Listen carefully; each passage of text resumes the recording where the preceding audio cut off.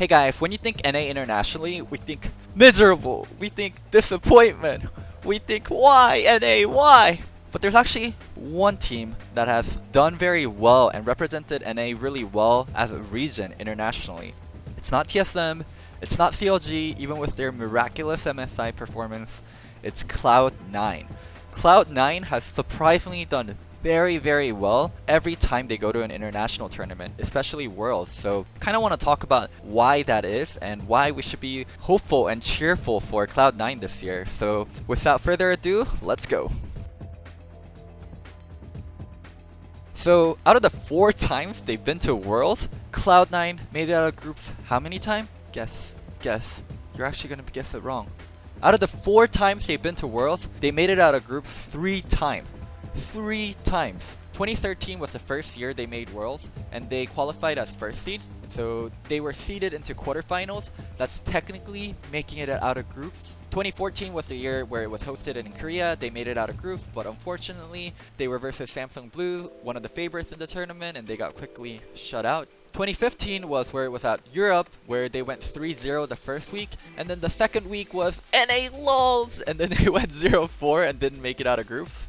2016 they made it out of groups but got epic lulls by Samsung Galaxy, and 2017 they made it out of groups and they barely lost out to World Elite. So C9 actually has a pretty decent record at Worlds. Now let's really dive into the reason why they do so much better at Worlds than the other teams, especially compared to TSM, since TSM domestically does better than Cloud9, but somehow Cloud9 always makes Worlds through the gauntlet and does better than TSM and the other NA teams, so let's figure out why. First reason is the pressure. They actually have less pressure on them because a lot of times they make it through the gauntlet, so they're not the crown jewel of NA that's gonna make it out of groups and carry NA to glory. They're actually a secondary thought, and the lack of pressure I actually feel like helps them a lot. It's not that they have no pressure, it's there is less pressure and they do deal with pressure better, and they just are able to perform and give the best performance possible out of them, where a lot of the other NA teams under the pressure like crumbles and overthinks things and has bad drafts or makes very uncharacteristic mistakes.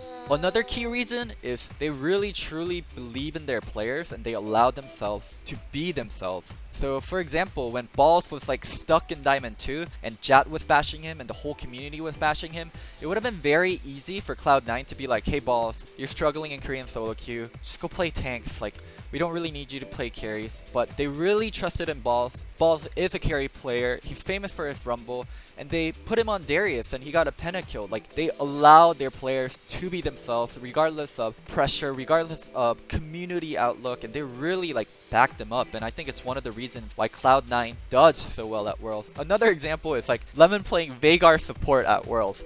Like who the hell comes up with these random ass picks and allows the players to do it? It's like, hey guys, I want to play Veigar support at Worlds, and Cloud9 is like, you know what Lemon, you want to play Veigar support? You go dude, like play Veigar support. And they actually did well with it, and it ended up getting banned out. It's amazing how Cloud9 has these kind of crazy ideas and just pushes them to just go through with it. It's a lot of bravery and I have to commend them for that, and I think it's one of the other key reasons why they consistently do so well domestically and at Worlds. And lastly, a huge factor for them is they're willing to change out players even if they're like super key to their success in the past for new players, and just do it. Like they're not afraid. I think this really encompasses Cloud9 as an org. They're not afraid and they push forward whenever they feel like something is correct. Like subbing Jensen and Sneaky this year, they let go of Impact and they got Licorice. Or when High and Meteos, Balls, Lemon were such key integral parts to Cloud9 and their success, they replaced High with Jensen. They're just very willing to replace their veteran players and take chances on completely new players. I think it's something that really makes Cloud9, yeah, that they are willing to do that, and it helps them with getting fresh, very aggressive, very hungry and thirsty mindset into these players and overall as a team. So yeah, I mean, props to them.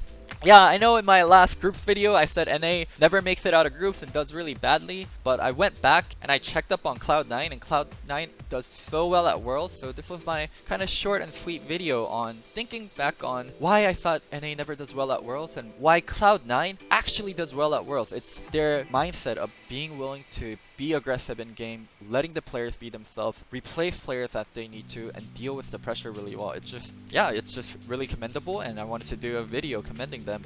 You go, Cloud9. You the best. One thing I will say though is Cloud9's level this year isn't incredibly high. I think Team Liquid overall is a better team than them, but Cloud9 is a team that can definitely upset better teams due to how they play and due to their mindset. So while they just scraped it in through the gauntlet, I think they are going to be a team that Worlds teams are going to have to watch out for and can't sleep on. So Cloud9, you have my full blessings. Go do well at Worlds and represent this well.